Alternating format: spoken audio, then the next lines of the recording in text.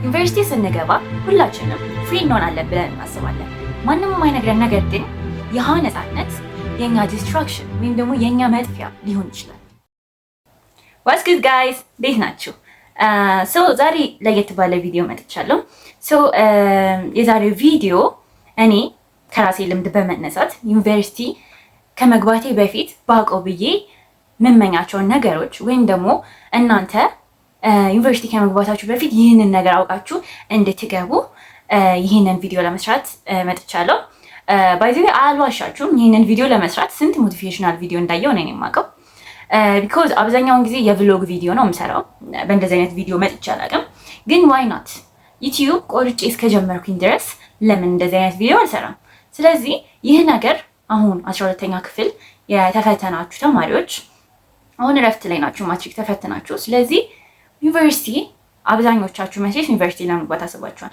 ኮሌጅም ሊሆን ይችላል ወይም ደግሞ የደረሳችሁ ቦታ ልትሄዱ ትችላላችሁ። ግን ይህ ነገር ከመግባታችሁ በፊት ይህንን ነገሮች ብታውቁ ብዬ እኔ ቪዲዮ አዘጋጅቻለሁ። 5 ነጥቦች አስተካክያቸዋለሁ።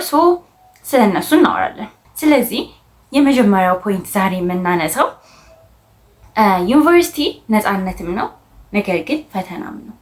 ይህንን እንዴት አለን ስንል ሃይ ስኩል እየነበርን በወላጅም በአስተማሪም ቁጥጥር ስር ነን። ስለዚህ ያህ ነገር ሞላ ጎደል ፍሪደማችንን ይዞታል ብዬ አስባለሁ። ነገር ግን ዩኒቨርሲቲ ስንገባ ከወላጅ ርቀን ያለ ነው። አስተማሪዎችም ያን ያህል አይቆጣጠሩንም። ምክንያቱም አልፎ አልፎ ነው አቴንዳንስ የሚይዙት።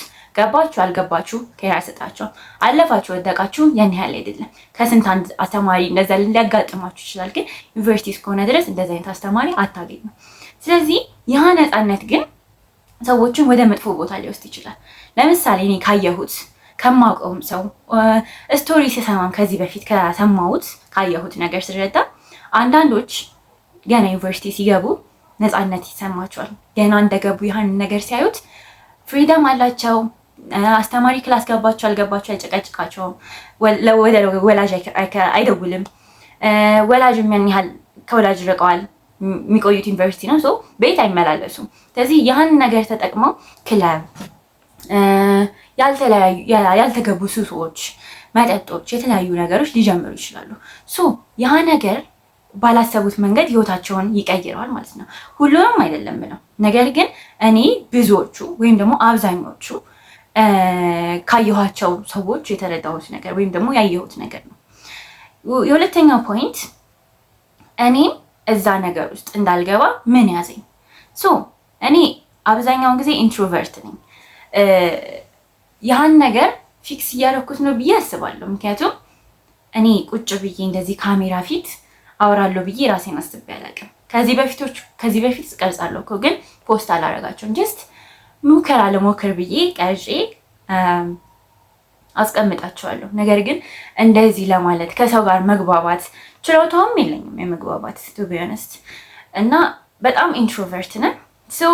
ይሄ ጫጫታ የሚበዛባቸው ሰዎች፣ ፐብሊክ ስፔሶች በጣም ነው የምጠላው። ካፌ ራሱ ሰው ተሰብስቦ በዛ መሀል ማለፍ ለእኔ ናይትሜር ነው። በቃ ያህ ነገር በቃ ወደ እነዛ ነገሮች እንዳልሄድ አድርጎኛል ብዬ አስባለሁ። ግን የኔ ፈተና ግን ሌላ ነበር። እሱም ፊልምና ቲክቶክ። እኔ ፊልም ወይም ቲክቶክ አትዩ አይደለም፣ ነገር ግን ያህ ነገር በጊዜው ብትጠቀሙት ያላሰባችሁት ቦታ ሊያደርሳችሁ ይችላል ብዬ አስባለሁ። ወደ 3ኛው ፖይንት ስንገባ ደግሞ እንዴት ያህ ፊልም ማየት ወይም ደግሞ ቲክቶክ ማየት ለእኔ ከፍሪደም ጋር የተያያዘ ፈተና ሊያመጣብኝ ቻለ ብለን ብናወራ፣ ለምሳሌ አብዛኛውን ጊዜ ፈተና ሲደርስ ወር ምናምን ሲቀረው ፊልም ማየት አቆማለሁ። ላይብረሪ ነው ሆነው ላይብረሪ አድራለሁ፣ አጠናለሁ። በዛ ጥናት ውስጥ በዛ ፈተና ፕሬዠር ውስጥ ፈተናም ደግሞ ስንፈተን አብዛኛውን ጊዜ እኛ ግቢ የሚያደርጉት 2 ሳምንት ነው። በሳምንት ውስጥ 3 ቀን እረፍት አለ። ሌላው ደግሞ ፈተና እንፈተንበታለን እና ረዥም ጊዜ ነው የሚያደርጉልን። በዛ ጊዜ ውስጥ እኔ ምን አስባለሁ? በጣም እሰላቻለሁ ቶሎ። በቃ ከዛ በፈተና ፕሬዠር ውስጥ ሆኜ አንዳንድ እያጠና ወይ የማስበው ነገር ምንድነው ይህን ፈተና እንደጨረስኩኝ ቀጥታ ቲክቶክ ያለው ፊልም ያለው ሁሉም ነገር አስባለሁ። ከዛ እሺ ፈተናው አለቀ። ፈተናው እንዳለቀ እሄዳለሁ፣ እገባለሁ፣ ቲክቶክ አያለሁ 4-5 ሰዓቴን በዛው ጨርሳለሁ። ከዛስ እሺ ተኛለሁ። በነጋታውም ስነሳ ፊልም አያለሁ። ላይፌ ምን ይሆናል? ተኛለሁ፣ እነሳለሁ፣ በላለሁ፣ ፊልም አያለሁ። እንደዛ ይሆናል። ሶ ይሄን ነገር አሁን በአሁን ጊዜ ራሱ ፈተና እንደጨረስኩኝ ሳድርጎ ታይቶኛል፣ ለሳምንት ያህል ማለት ነው።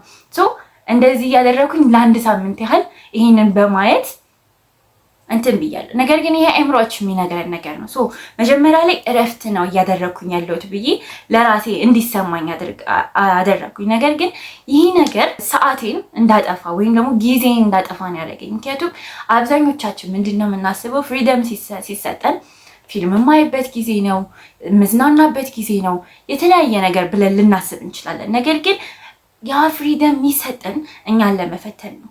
ያን ፍሪደም ተጠቅመን አሪፍ ቦታ ወይም ደግሞ ለራሳችን ሰልፍ ዲቨሎፕመንትም ሊሆን ይችላል፣ ወይ ቦዲያችን ወይ ስፖርት መስራት ሊሆን ይችላል፣ ፋሚሊ ማገዝ፣ ከፋሚሊ ጋር ኳሊቲ ታይም ማሳለፍ ሊሆን ይችላል፣ ወር ደግሞ ከሶሻል ሚዲያ ለመራቅ ሊሆን ይችላል። ያህንን ነገር የሚሰጠን ፍሪደም ሶ በዛ ነገር እንጠቀማለን ወይስ ደግሞ ጊዜያችንን በማይሆን ነገር እናጠፋለን ነው። ሶ ፊልም ማየት መጥፎ ነው ብዬ አላስብም። አንዳንድ ጊዜ አስተማሪ ፊልሞች አሉ፣ ለመዝናናት ብለን ደግሞ የምናያቸው ፊልሞችም አሉ። ነገር ግን አንዳንድ ጊዜ ይህ ነገር እኛን ይጎዳናል፣ ወይም ደግሞ ረዥም ሰዓታችንን ካሳለፍንበት እኛን ይጎዳናል ብዬ ነው የማስበው። ስለዚህ አሁን አብዛኞቻችሁ 12 ከጨረስኩ በኋላ ያየሁት ነው። ምክንያቱም 12 ከጨረስኩኝ እኔ ከዚህ በፊት ምን አስባለሁ? 12 እንደጨረስኩኝ ይሄን አደርጋለሁ፣ ይሄን አያለሁ፣ ይሄን አጠናለሁ፣ ራሴ ላይ ኢምፕሩቭ አደርጋለሁ። የኮሪያ ላንጉጅ ጀምሬ ነበር እና ሃንጉል አልፋቤቱን እያጠናው ነበር። ሶ ምንድን ነበር ሳስብ የነበረው? ማትሪክ እንደጨረስኩኝ እዛ ላይ ሞር አጠናለሁ፣ እዛ ላይ ራሴን ቢውልድ አደርጋለሁ ብዬ ነበር ያሰብኩት። ነገር ግን አመቱን ሙሉ ሳስብ የነበረው አመቱን ሙሉ ሞዴል ፈተና ስንፈተን ሳስብ የነበረው ነገር ምንድን ነው? እንደጨረስኩኝ ፈተና ማድርገው ነገር በቃ ፊልም ማየት፣ መተኛት፣ በቃ የማይሆን ነገር ነው። ሰዓቴን ወደ ወር ምናምን የሚሆን ሰዓት አባከንኩኝ ማለት ነው። ነገር ግን ያንን ሰዓት ስፖርት ብሰራ፣ ወክ ባረግ አሁን ላይ አሪፍ አመጣለሁ ብዬ አስባለሁ። ያ ነገር ግን እኔ እንድዘናጋ አድርጎኛል። ፍሪደም አገኘው ብዬ ተደስቼ እኔ ባላሰብኩት መንገድ እንድዘናጋ አድርጎኛል ብዬ አስባለሁ። አብዛኞቻችሁ ፈተና ሁላችንም ነን። ፈተና እንደጨረስን ኦር ደግሞ የሆነ ያለብን ፕሬሸር ካለ ይህን ነገር እንደጨረስን ግማሹ ፊልም ያለው ብሎ ያስባል። ሪል ነው። 12ኛ ክፍል እንደጨረስን ግማሹ እንደገባው እኔ ተኛለሁ ብሎ ነው የሚያስበው።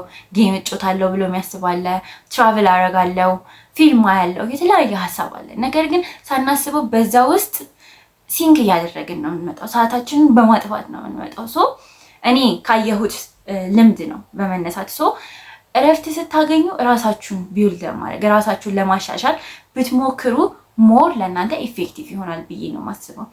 እኔ ይህንን ቪዲዮ ለመስራት እንትን ያልኩት ጀስት ላይፍ ኤክስፐርት ነኝ እያልኩም አይደለም። እኔ ካየሁት ልምድ እናንተ ቢያንስ አይታችሁ ያንን ነገር እንድታስተካክሉ ብዬ ነው። አራተኛው ፖይንት ምንድን ነው? ዩኒቨርሲቲ ከመግባታችሁ በፊት እራሳችሁን ጠይቁ። ይህንን ስል ምንድን ነው? ለምሳሌ ዩኒቨርሲቲ ከመግባታችን በፊት ያህን ነገር እንፈልገዋለን ወይስ የቤተሰብ ፕሬሸር ነው እንድንገባ የሚያደርገን? ነገር ግን ያህን ነገር ለኔ የእውነት ብገባ ሰክሰስፉል እሆናለሁ ወይም ደግሞ በስትክክል ባሰብኩት መንገድ ተምሬ አድርጋለሁ የሚለውን ነገር አስቡት። ምክንያቱም አንዳንዱ ልክ ዩኒቨርሲቲ ሲገባ ደስ ይለዋል። የስ ዩኒቨርሲቲ ገባው ቤተሰብም ደስ ይለዋል ኦፍኮርስ። ከዛ ምን ያደርጋሉ? ፈተና አንዳንድ ነገሮች ሊከብዱ ይችላሉ። ነገሮች ሳይመታችሁ ክላስ ላትገቡ ልትቀጡ ትችላላችሁ። ያ ነገር አንድ ቀን የቀጣችሁት ክላስ ማለት ነው ሜቢ ከመሬት ተነስቶ አስተማሪ ፈተና ሊፈትን ይችላል። ማርካችሁ ላይ ማተር ያደርጋል። ምክንያቱም አንድ ፖይንት በጣም ማተር ያደርጋል። ምክንያቱም 89 አምጥታችሁ ለአንድ ፖይንት ነው ኤ ፕላስ እንመታጡት ማለት ነው። ስለዚህ በጣም በጣም ማተር የሚያደርግ ነው። ልትሉ ይችላላችሁ። ይሄን ስል what about you እኔስ ምን ብዬ ነው ምን አድርጌ ነው እንትን ያልኩት አሚን ይሄንን ያሰብኩት አክቹሊ እኔ ሲገባ በጣም አስቤበታለሁ። አሁን የምመርጠውም ዲፓርትመንት አምኜበት ነው፣ በራሴ አምኜበት ነው። ወደፊት ስራ ባላገኝ ኦር እንትን ቢልብኝም ራሱ ኦልሬዲ አምኜበት የገባሁት ነገር ነው። ስለዚህ ይቆጨኛል ብዬ አላስብም። ራሴን አሳምኘዋለሁ። ያንን ነገር ነው የምፈልገው። ሶ በተለያዩ መንገዶች ያንን ለመስራት ሞክራለሁ ብዬ አስባለሁ። ሶ ይሄን ነው። አይ ሆፕ ቪዲዮን ወዳችሁታል። ስለተከታተላችሁኝ አመሰግናለሁ። ላይክ፣ ሼር፣ ሰብስክራይብ እያደረጋችሁ ሰፖርት አድርጉኝ እላለሁ። ቴንክ ዩ